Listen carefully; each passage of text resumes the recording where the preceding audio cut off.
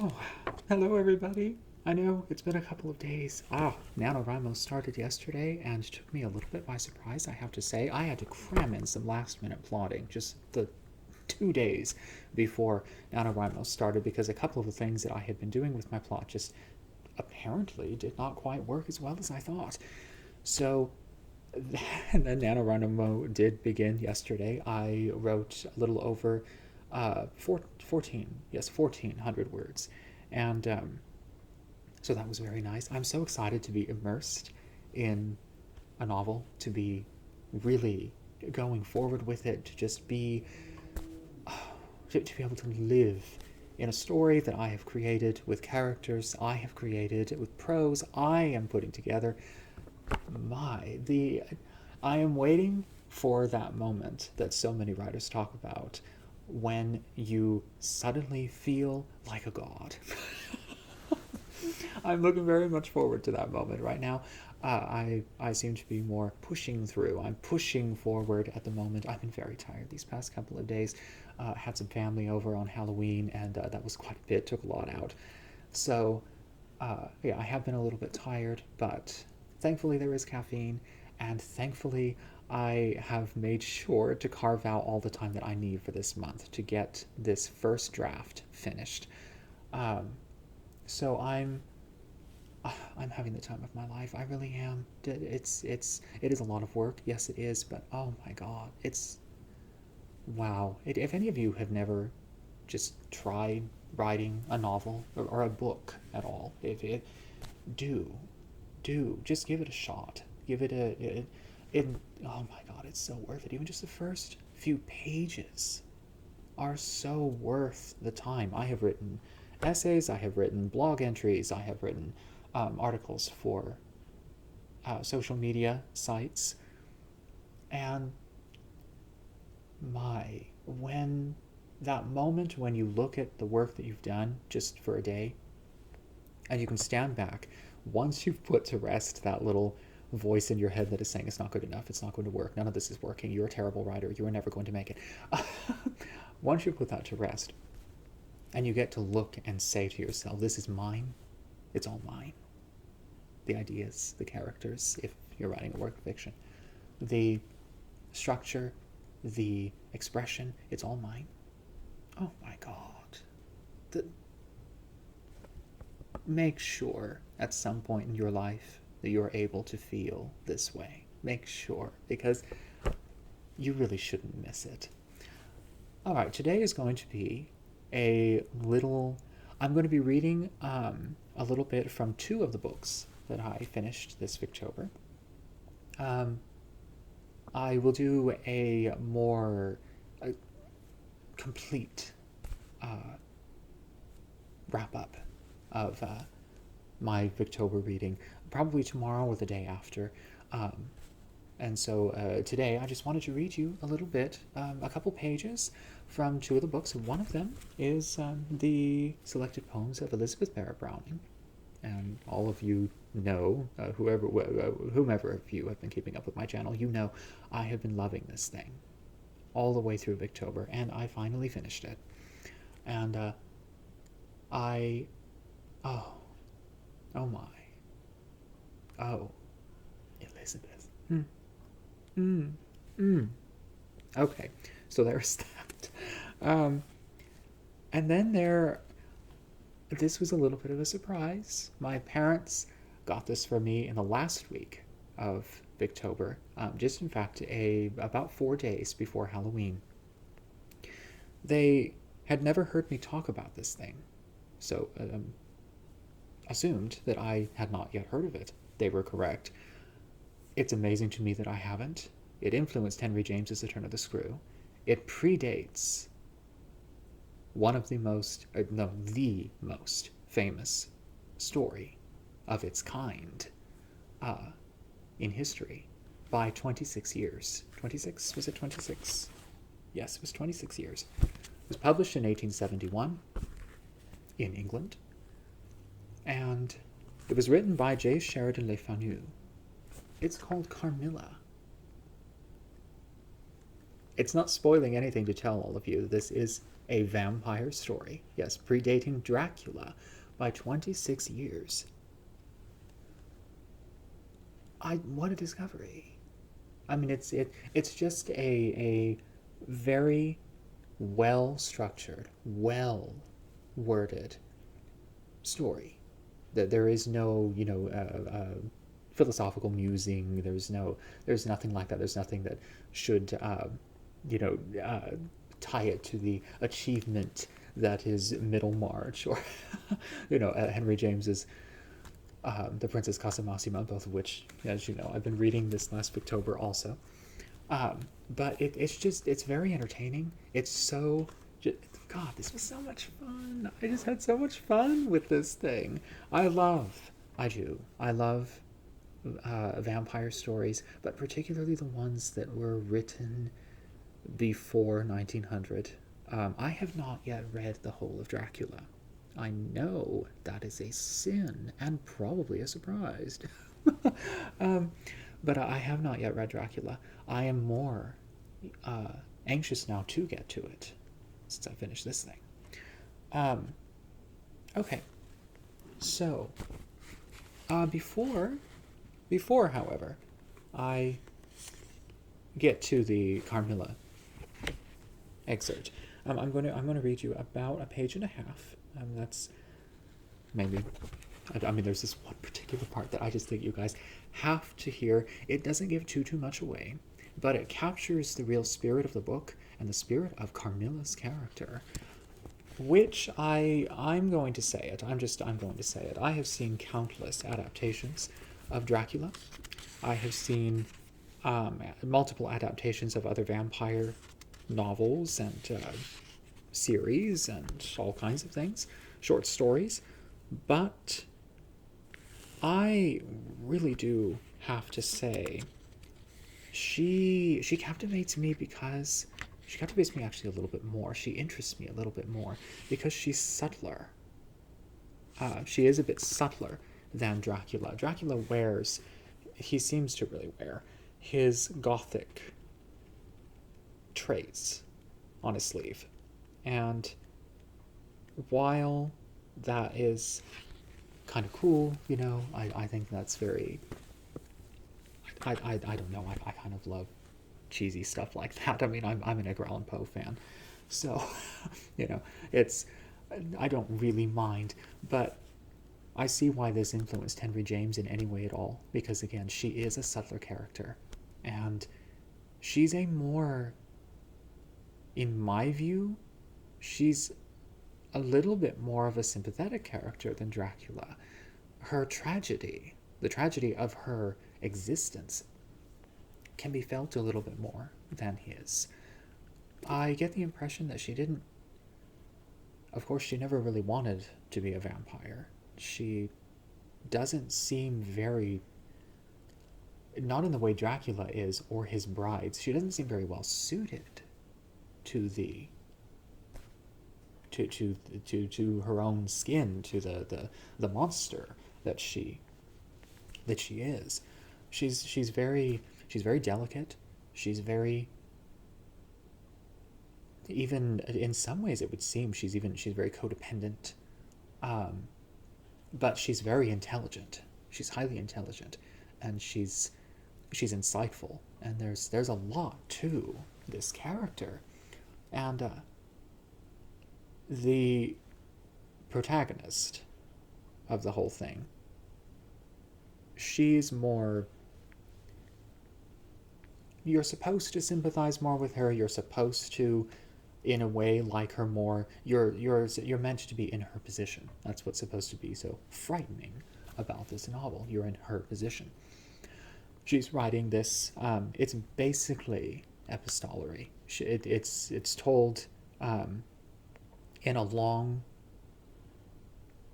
I suppose it would be in multiple letters put together, but they are not separated by date and whatnot. No, it's just put into one stream, basically. She wrote this account to a doctor, to a scholar, and he, he's I mean, they found this story among his papers. It's one of those kinds of novels, found letters. And it's very interesting. It is very interesting. If any of you have read The Turn of the Screw, then you know that story too is told in much the same way. It's and the beginning is there's a small, very small little prelude that gives you the account of the discovery of the documents, and it's the same thing in The Turn of the Screw. Structurally, this influenced James's story quite profoundly, I should say. And I can see why. I can certainly see why. So, here we go with a little bit of the reading, and then maybe a further. I'll give you a little summary of the official story. So here we are. This is from chapter 4. It's under the heading Her Habits, a Saunter. Okay, I told you that I was charmed with her in most particulars. This is the protagonist speaking. There were some that did not please me so well. She was above the middle height of women. I shall begin by describing her. She was slender and wonderfully graceful, except that her movements were languid, very languid. Indeed, there was nothing in her appearance to indicate an invalid. Her complexion was rich and brilliant. Her features were small and beautifully formed. Her eyes large, dark, and lustrous. Her hair was quite wonderful. I never saw hair so magnificently thick and long when it was down about her shoulders. I have often placed my hands under it, and laughed with wonder at its weight. It was exquisitely fine and soft, and in color a very rich dark brown, with something of gold. I loved to let it down, tumbling with its own weight, as in her room she lay back in her chair, talking in her sweet low voice. I used to fold and braid it, and spread it out and play with it. Heavens! If I had but known all! I said there were particulars which did not please me. I have told you that her confidence won me the first night I saw her, but I found that she exercised with respect to herself, her mother, her history, everything in fact connected with her life, plans, and people, an ever wakeful reserve. I dare say I was unreasonable. Perhaps I was wrong. I dare say I ought to have respected the solemn injunction laid upon my father by the stately lady in black velvet, but curiosity is a restless and unscrupulous passion, and no one girl can endure with patience that hers should be baffled by another. What harm could it do anyone to tell me what I so ardently desired to know? Had she no trust in my good sense or honor? Why would she not believe me when I assured her so solemnly that I would not divulge one syllable of what she told me to any mortal breathing? There was a coldness, it seemed to me, beyond her years, in her smiling, melancholy, persistent refusal to afford me the least ray of light. I cannot say we quarreled upon this point, for she would not quarrel upon any. It was, of course, very unfair of me to press her, very ill-bred, but I really could not help it, and I might just as well have let it alone. What she did tell me amounted, in my unconscionable estimation, to nothing. It was all summed up in 3 very vague disclosures. First, her name was Carmilla. Second, her family was very ancient and noble. Third, her home lay in the direction of the west. She would not tell me the name of her family, nor their armorial bearings, nor the name of their estate, nor even that of the country they lived in. You are not to suppose that I worried her incessantly on these subjects. I watched opportunity, and rather insinuated than urged my inquiries. Once or twice, indeed, I did attack her more directly, but no matter what my tactics, utter failure was invariably the result. Reproaches and caresses were lost upon her, but I must add this, that her evasion was conducted with so pretty a melancholy and deprecation, with so many and even passionate declarations of her liking for me and trust in my honor, and with so many promises that I should at last know all, that I could not find it in my heart long to be offended with her. She used to place her pretty arms about my neck, draw me to her, and laying her cheek to mine, murmur with her lips near my ear, "Dearest, your little heart is wounded. Think me not cruel, because I obey irresistible law of my strength and weakness. If your dear heart is wounded, my wild heart bleeds with yours. In the rapture of my enormous humiliation, I live in your warm life, and you shall die, sweetly die, into mine. I cannot help it. As I draw near to you, you in your turn will draw near to others, and learn the rapture of that cruelty which yet is love. So for a while, seek to know no more of me and mine, but trust me with all your loving spirit." Isn't that wonderful? This is you get a little glimpse there into Carmilla's soul. Yes, it has been, as all of you know, vampire stories such as this, which were written during the Victorian era, caused quite a stir because they did concern the corruption of innocence, the sexuality of young women, and of, basically predatorial types. The monster was lust in Victorian era horror. So, this you get a little glimpse into Carmilla's beauty, her inner aesthete, her inner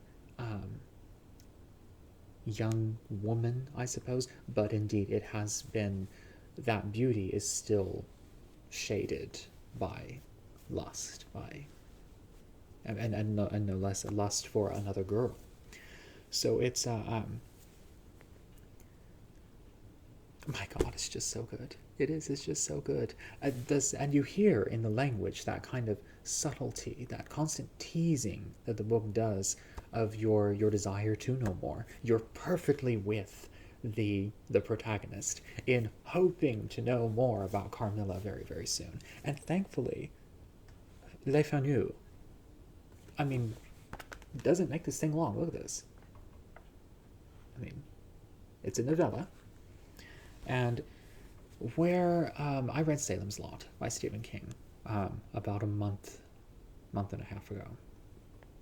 Hated it. Hated everything about it. Absolutely. I will do a bit of a ranty review on that one. Yes, yet another book like Faulkner's The Sound of the Fury that I wanted to burn in the sink. But where Stephen King required, it seemed, for God knows what reason, more than 800 pages to finish his vampire story. LeFanu did not need very much space at all. As you hear, he was a very talented writer. And he knew what he was doing. He absolutely knew what he was doing. The story that he worked out, which he had started many years before he published it. He took a while to get back to it.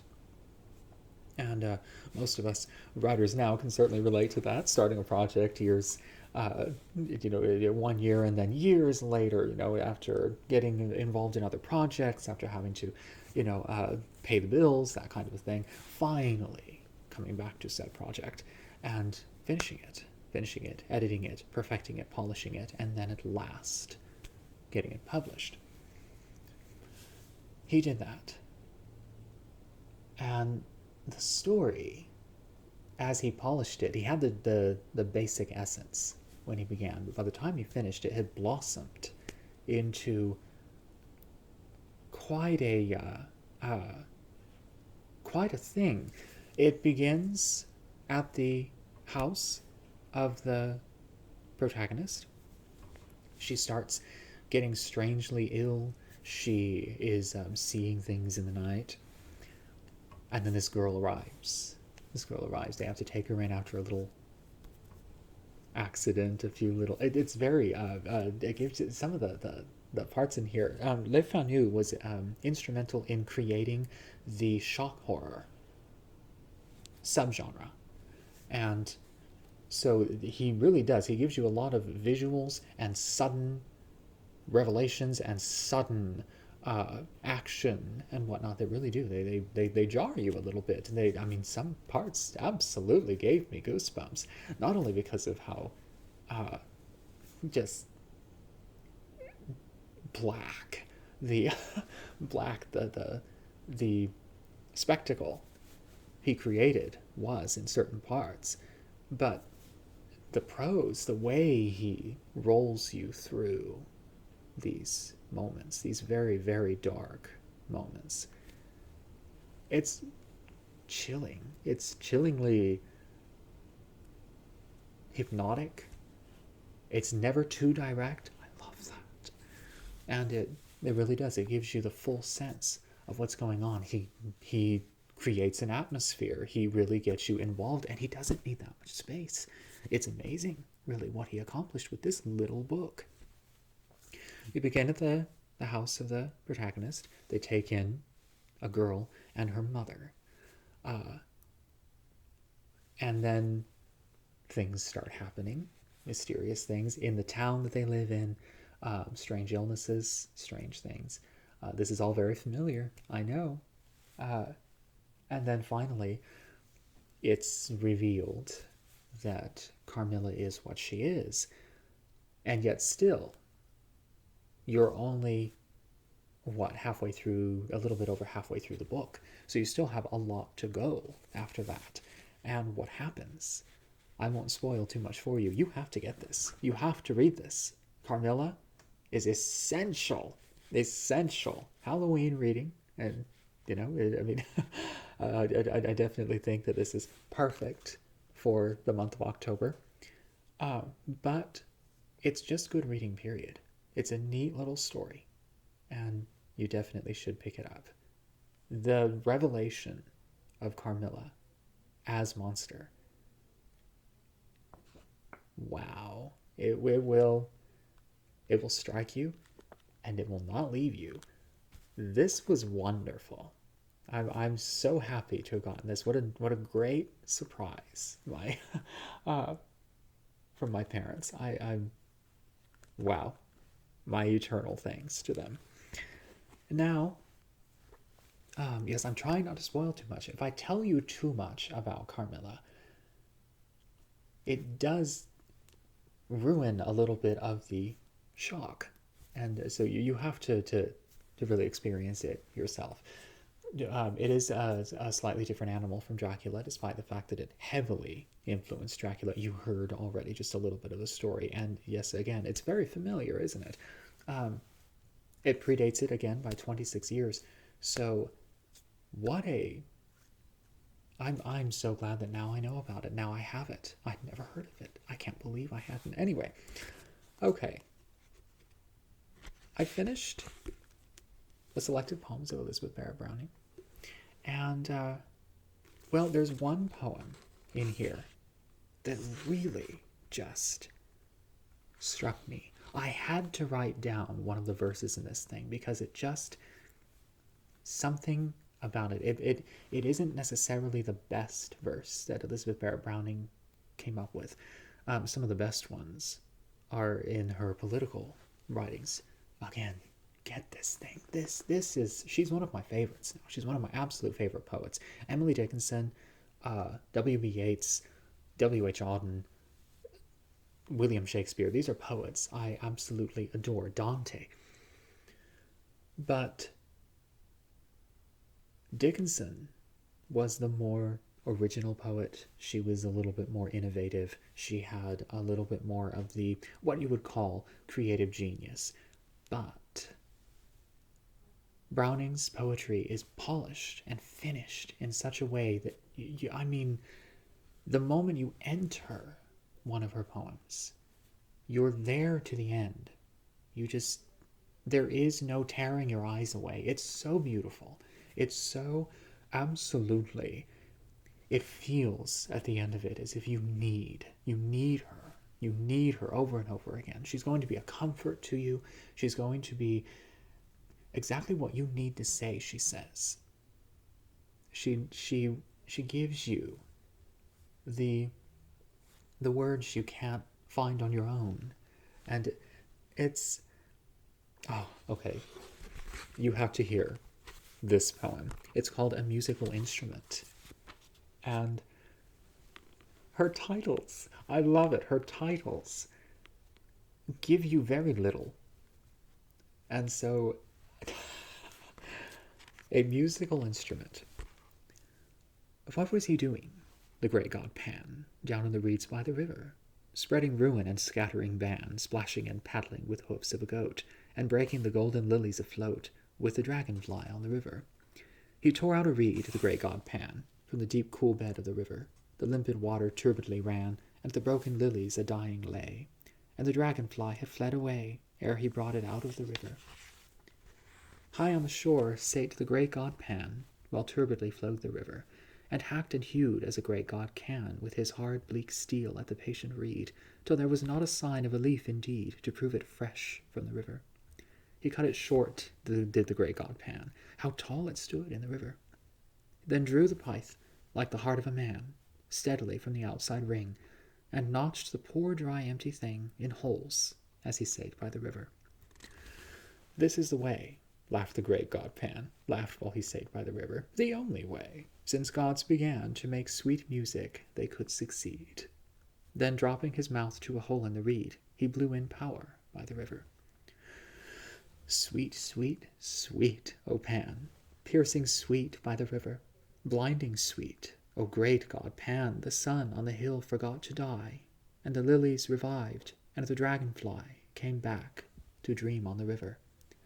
Yet half a beast is the great god Pan, to laugh as he sits by the river, making a poet out of a man. The true gods sigh for the cost and pain, for the reed which grows ever never more again, as a reed with the reeds in the river.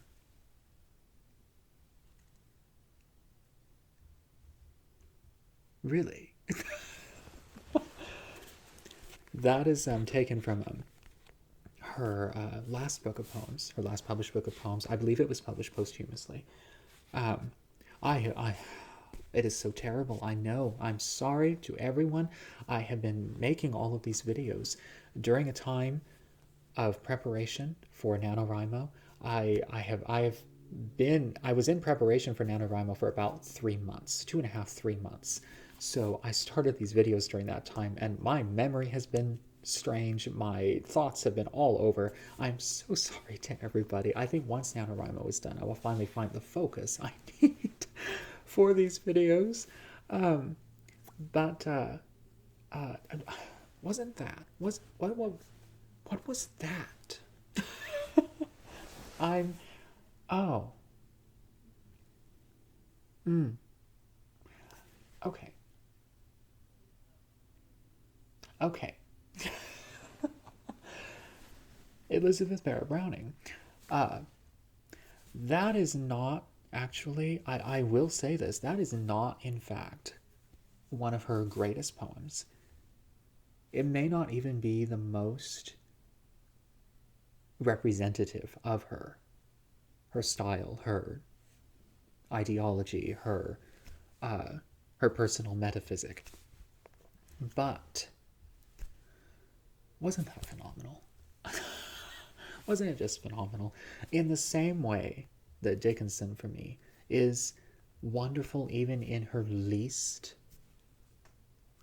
shall we say, least creative, or least, not really least creative, but least maybe thoughtful, least insightful poems, should we say, for lack of a better phrase. She's still so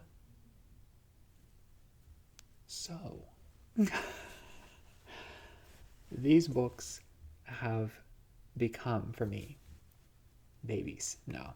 All books for me, they are toys until they are babies. These have become some of my babies. I will cherish them. I will reread them with any luck 300 times before I'm gone. I mean, Carmilla is just, what a neat little story. It's just, and it's just a little piece of Gothic entertainment. That's really all it is, Victorian entertainment, but it's a good one. It's actually a good one. I usually lose patience with purely entertaining fiction. I will admit, I do. I lose patience, I lose interest, because there's nothing to really keep me there. There's nothing to really keep me going. I like insight, and I like ideas in fiction, not because I think simply that they should be there, that fiction should have ideas and all of that, but because of the way the aesthetic of the fiction of ideas plays with said ideas. When you use multiple different styles and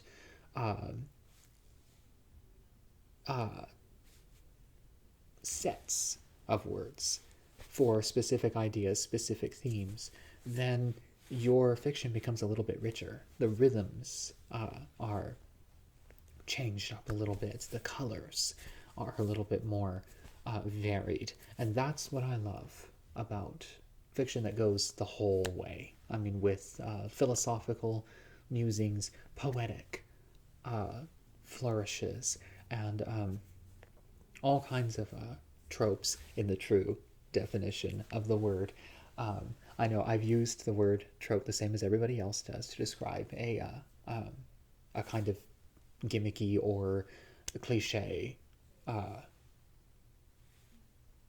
element or structural, a structural element in, or a narrative element in fiction and whatnot. I have used it improperly, but I use it now in its original poetic definition.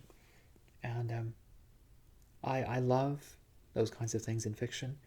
There's a little bit of that, as you can see in Carmilla. Carmilla becomes, in a fashion, a trope, and it's just what a neat little book. Again, okay, I'm getting very I'm getting very botchy here. I'm not doing this very well because yes, I'm in the middle of NaNoWriMo. My mind is certainly on my book right now. I'm going to be getting back to that now, so I will leave you guys here for the moment. Tomorrow I will return with I might do a wrap-up of my October reading in sections. That might be the best thing to do. This video has run a little bit long. It's 31, it's going to be going on 32 minutes pretty soon here. So I will leave you for now. I hope you enjoyed Browning and LeFanu in those little snippets as much as I enjoyed them on the whole. And I will be back tomorrow. And if any of you want to look me up on NaNoWriMo, I am under W. James Fool. And look me up. If any of you have started it or are involved, anyone new to my channel or anyone, anyone new to my channel, if any of you are involved, look me up. I'd love to have you as a writing buddy. And I hope you're all having a good I know that this month is Nonfiction November, so I hope that any of you who are involved in that are having an excellent Nonfiction November. I will be back with, probably in about 3 days, with my plans for my November reading. Some of my Victober reading will roll over. I'll be able to roll that over, which excites me very much. You know, my John Ruskin, my Walter Pater. I'll be able to roll that all over. But yeah, so, and possibly the past and present, Thomas Carlyle. So, yeah, I will leave you here for now. I'm so sorry. I'm very scatterbrained, so I will leave you here for now. And thank you guys so much for all of the conversation. Again, thank you guys for everything. And until tomorrow.